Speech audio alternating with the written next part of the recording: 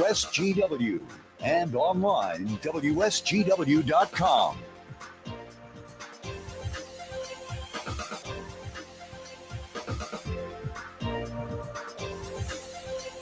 A mostly sunny good morning to you. I hope your day is going well for you, wherever you might be. Terry Henne here at Radio Center, along with Lake and Dew Russell.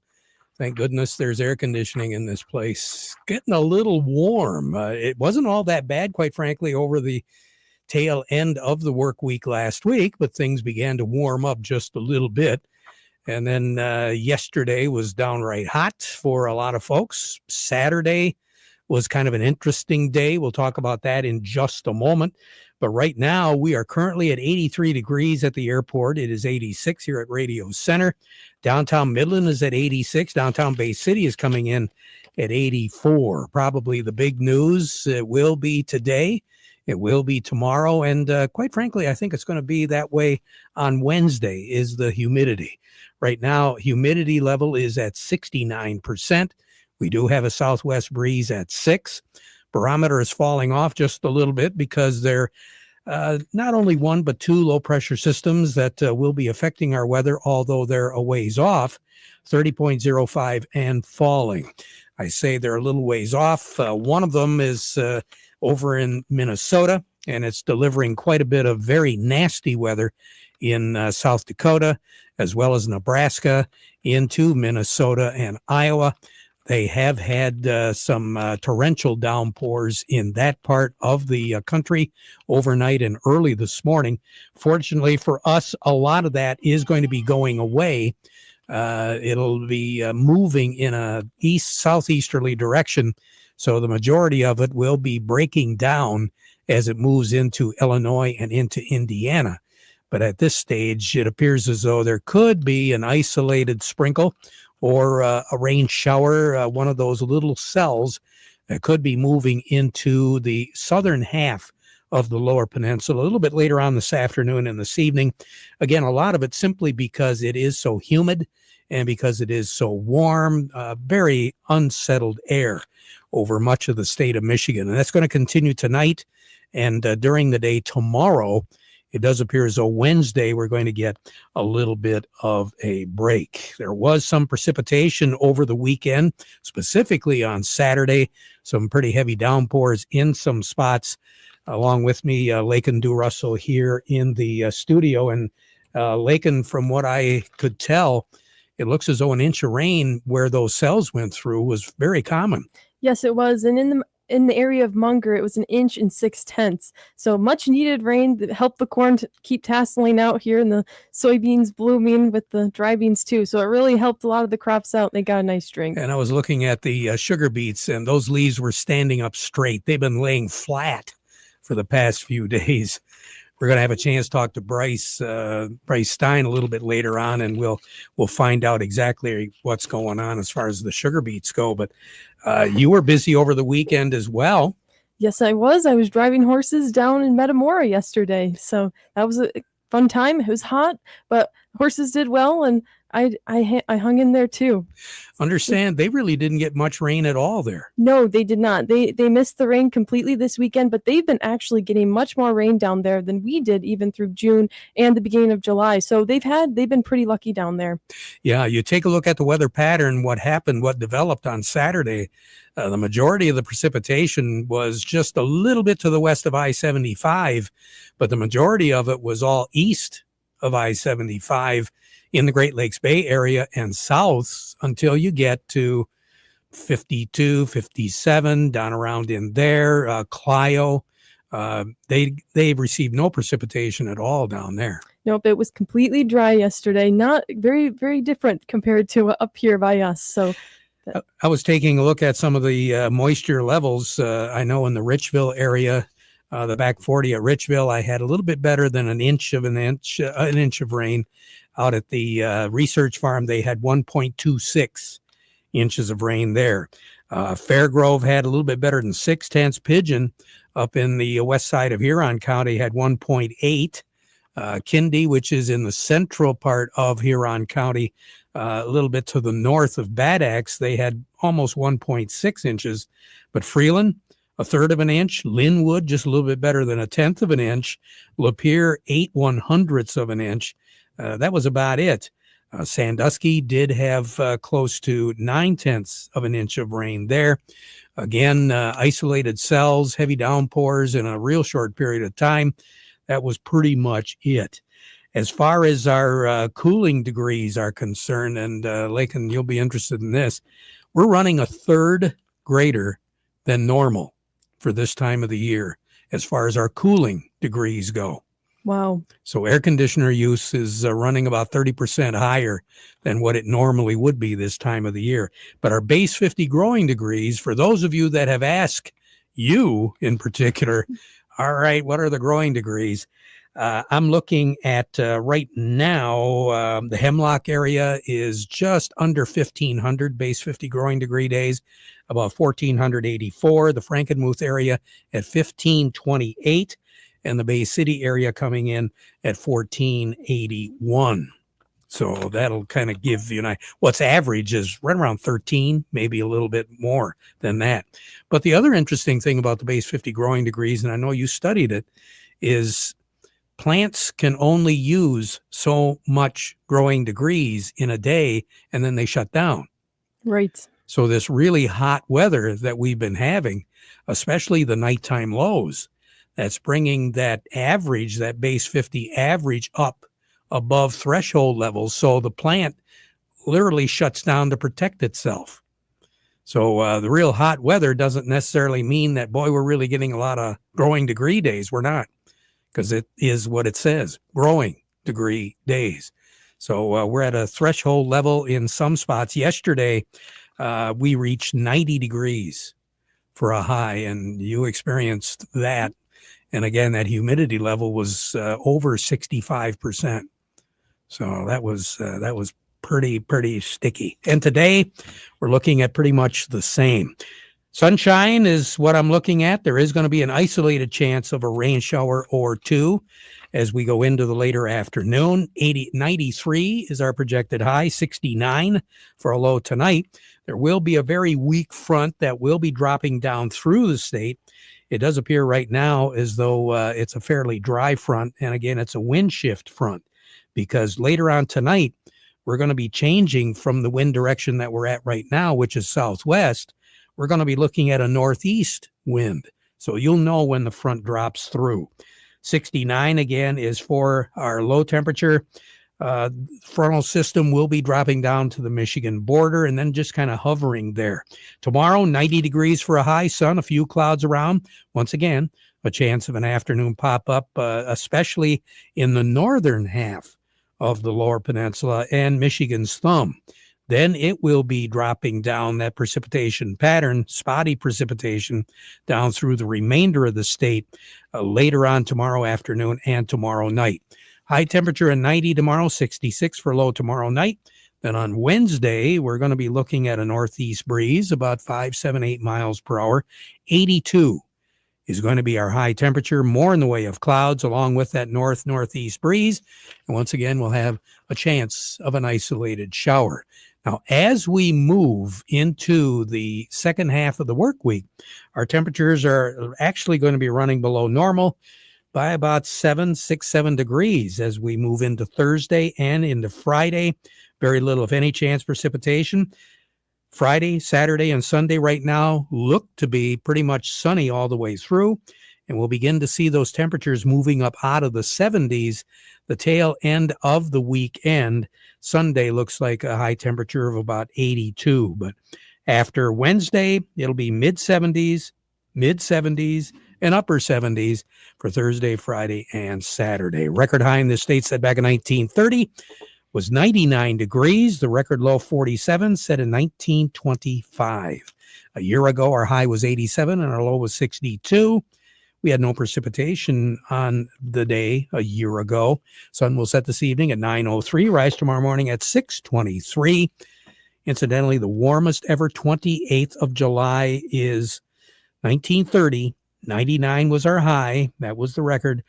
Low was 73. The coldest ever 28th of July was in 1981. 60 was our high, 56 was our low. More on the weather as we go through the broadcast. A little bit later on, Lakin, we're going to be talking about what? We're going to be talking about why the beef prices have been so high with the cattle expert from Texas. Oh, and I'm just taking a look here to see on the Merc what's going on with our cattle. They're up again today, anywhere from 60 to $1.30. So they're just not backing off. Nope, they are not. More on the weather has, and again, coming up, lots of stuff. Cody Harris will be standing by. The weather report brought to you today by the folks at Nutrient Ag Solutions. Nutrient Ag Solutions has the local expertise to recommend the corn, soybean, and other seed products that are the best fit for your field. Plus, unparalleled agronomic support with products and services to unlock yield potential and improve crop performance from planting to harvest. Ask about our financing options to help you get more from every acre and lead the field. Visit your local Nutrient Ag Solutions branch or go to nutrientagsolutions.com. They say there's a secret to growing a great crop. At Nutrient Ag Solutions, they beg to differ. It all starts with a strong foundation, and when it comes to fertilizer, there's no question that Titan XE drives dry fertilizer performance. They've been unlocking the potential in every prill of dry fertilizer with biocatalyst technology for over a decade. Visit lpi.ag/Titan or contact your Nutrient Ag Solutions crop consultant to drive your crop's potential today. Farm Service brought to you today by the folks at my friends at Roof Max. AskBenHow.com. That's the website you need. Telephone number, be a real good idea to have this, 989-859-6751. Why do I call them my friends? Because, first of all, they gave me some really good advice. Second of all, they did save me thousands of dollars and one big headache.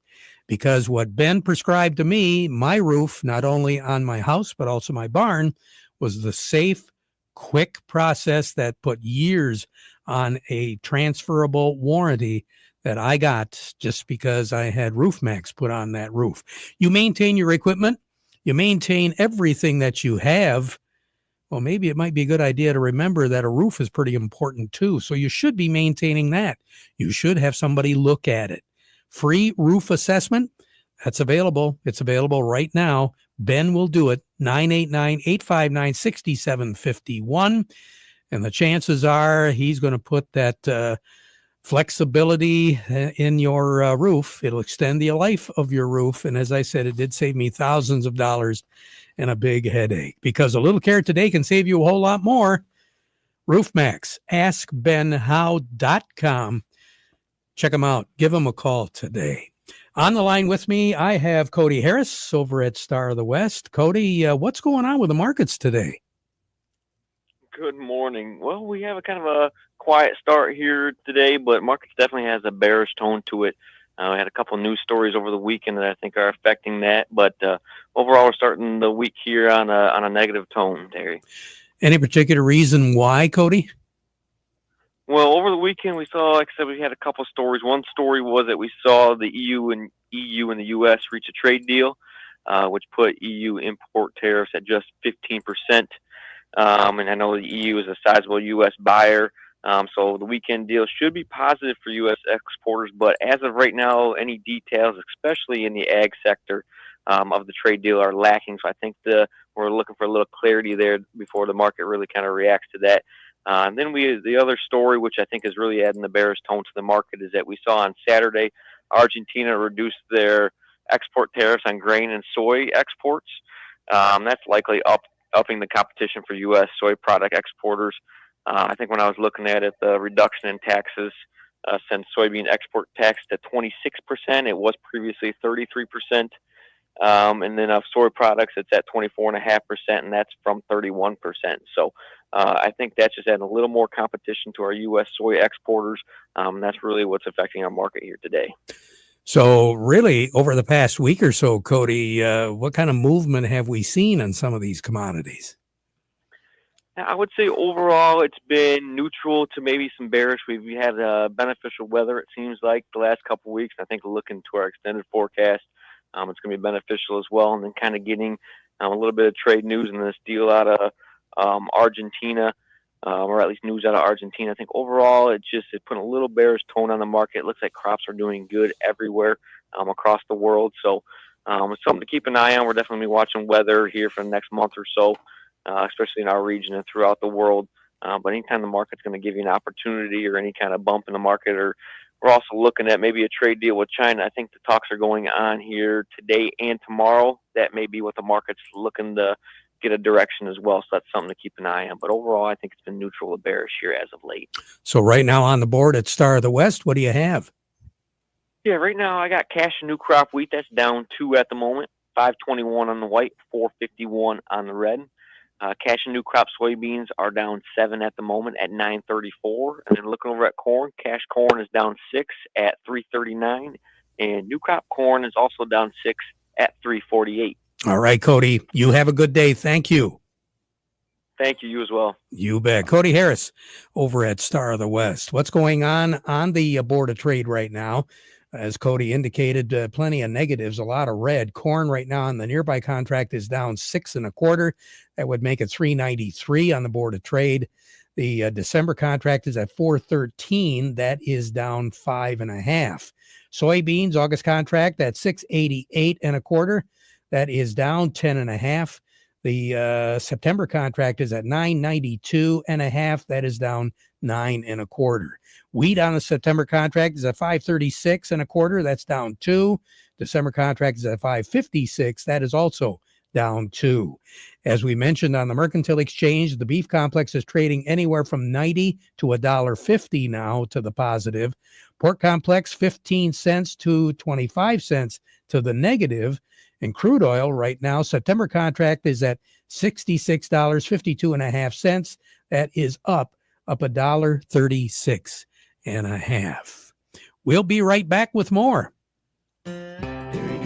Summer's here, and whether you're growing corn or cucumbers, your plants are working hard. Make sure your soil's working just as hard with a boost from Dairy Dew.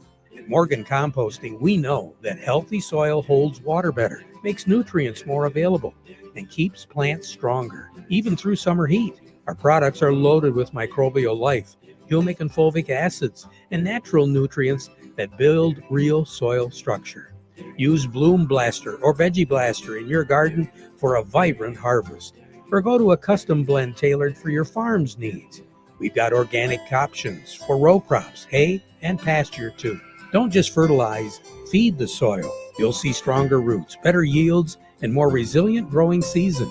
Find us at dairydew.com or visit Morgan Composting and grow healthy from the ground up. Healthy plants come from healthy soil. Healthy soil comes from Dairy Dew. Are you upset with your current planter performance? Are you considering buying a new planter but blown away from sticker shock? With Precision Planting's VSET, V-Drive, and Delta Force, we can retrofit your old planter to outperform any new planter on the market. Then access all your data from planting to harvest easily with Field View. Call PC Ag Solutions today and get your parts ordered, installed, and ready to go for the upcoming growing season. 989-868-4444. PC Ag Solutions. The market report was brought to you by the folks at Thumb Bank, working with agriculture since 1895. Field days coming up, Thumb Bank, the big one tomorrow that's going to be in the Bay City area.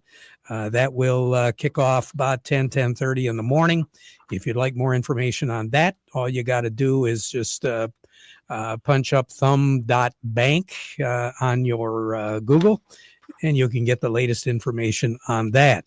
Also, they'll have another one this week on the 31st. That is going to be over in Sanilac County. Thumb Bank, where relationships are built on trust, with 13 locations throughout the Thumb and the Great Lakes Bay area. Time to talk to Bryce Stein from Michigan Sugar, an agronomist there. Bryce's report brought to you by the folks at Foster Blue Water Oil and Blue Flame Propane. Bryce, good morning. Good morning, Terry. How are you? Hey, we're doing pretty good. I was just going to say, how are you doing with this heat?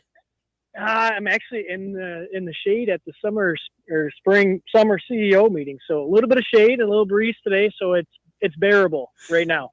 It's going to get hot this afternoon. Oh, yeah. We talked a little bit about the sugar beets where the leaves were laying pretty flat for a while. Got some much needed rain in spots, don't you think? We did. Huron County did catch a nice rain, and there's a lot of sugar beets up there. They've been relatively dry compared to the other counties in the area. So, yeah, definitely a well-needed, deserved rain and helping that crop out for sure. What should producers be aware of right now, Bryce? Yeah, so with that rain, definitely Cercospora and reapplication intervals. If you look at Saturday, yesterday, and today with that abundance of humidity, the grass, the yard never really dried out. That means that crop canopy does not dry out either. And Cercospora loves that warm and wet weather. Just keeping on that 2-week spray interval to keep Cercospora out, and that's going to result in a really nice sugar accumulation later in the season. All right. Bryce, thank you so much. We really appreciate it. You take care, all right? Have a great day today. I will. Bryce Stein over at Michigan Sugar Company. Jerry Smolsky joining me right now. And Jerry, what should we be aware of right now? Terry, I just ran across an article about seed and how many weeds germinate and how long they last.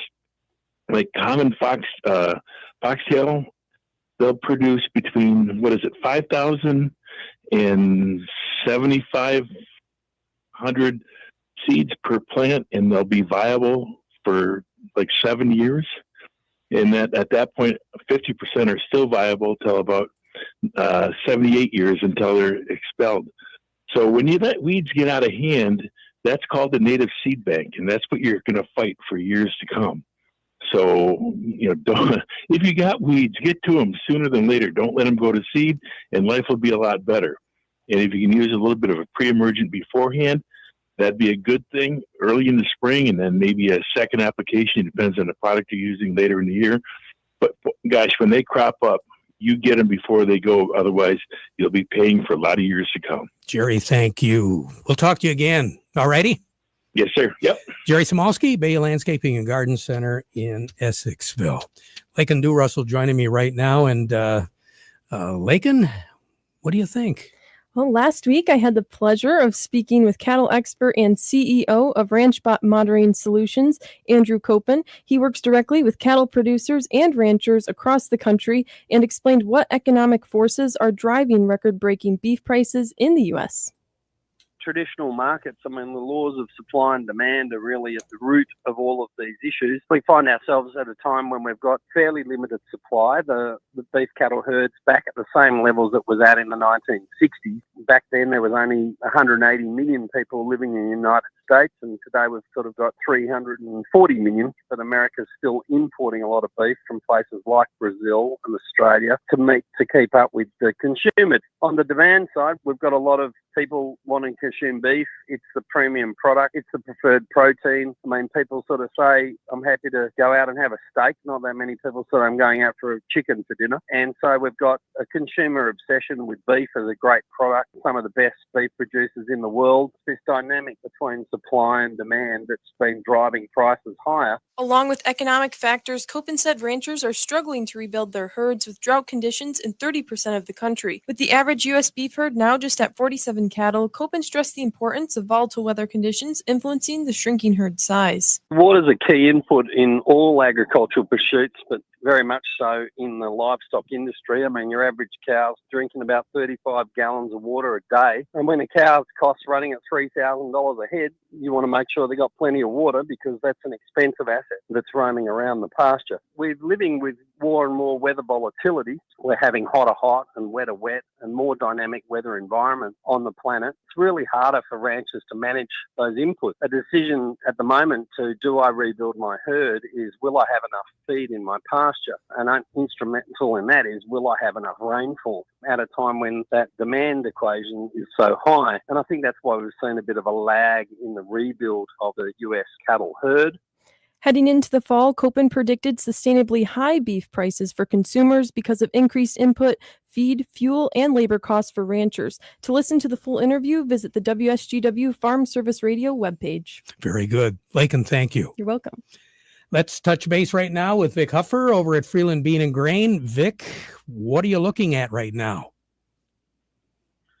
Well, I'm looking like I'm hoping we get some more rain. I guess. It seems according to what I've been seeing and talking to Mark Torregrossa, the section we're in right here that runs between Auburn and Saginaw is considered in a kind of in an extreme drought. A little bit of rainfall, the half inch, 0.6 of an inch of rain we got over the weekend was very helpful, but it's just it don't look like there's much promising over the next 2 weeks, and thank goodness the temperatures are going to moderate a little bit for the next 2 weeks. We're going to see a lot more temperatures in the 70s and 80s, but yeah, we definitely could use a little more rainfall than we're getting. Outside of that, talking to different crop professionals, I see a lot of planes flying, spraying for tar spot. I've had some people call me and ask questions. I think I don't know, personally, I think it's slightly premature. And I don't know as if it's quite that time yet. I'm talking to some other crop professionals that I know. They feel the same way, that we're probably a week to 10 days earlier than we should be. And maybe I'm, alone in that camp, but anyway, I've had some people ask me about it, and honestly, with as early as what they're spraying on some of these fields with a 21-day interval to most of these fungicides, it might be a situation they have to spray again, and that could get quite costly.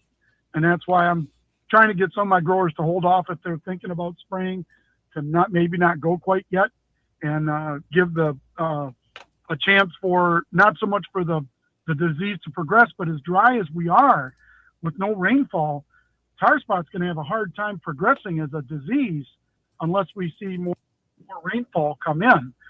So I don't know as if it's a situation where we want to be going after that quite so early. Good advice. Vic, we really appreciate it. You take care. Have a great day, okay? You too, Terry. Thank you. You bet. Vic Huffer over at Freeland Bean and Grain. Farm Service has been brought to you today by the folks at Michigan Truck Spring of Saginaw, your complete parts and service headquarters for light, medium, heavy-duty trucks and trailers, as well as buses and recreational vehicles. Quality parts, quality service, very competitive prices for well over 45 years. Michigan Truck Spring at 800-358-4751 or buy online at truckspring.com. And don't forget, they're open Monday through Friday till 11 p.m. Lots more coming up. We'll take a look at the markets once again next hour at 12:30. We now conclude our program with the playing of our national anthem brought to you by Euclid Avenue Coin in Bay City.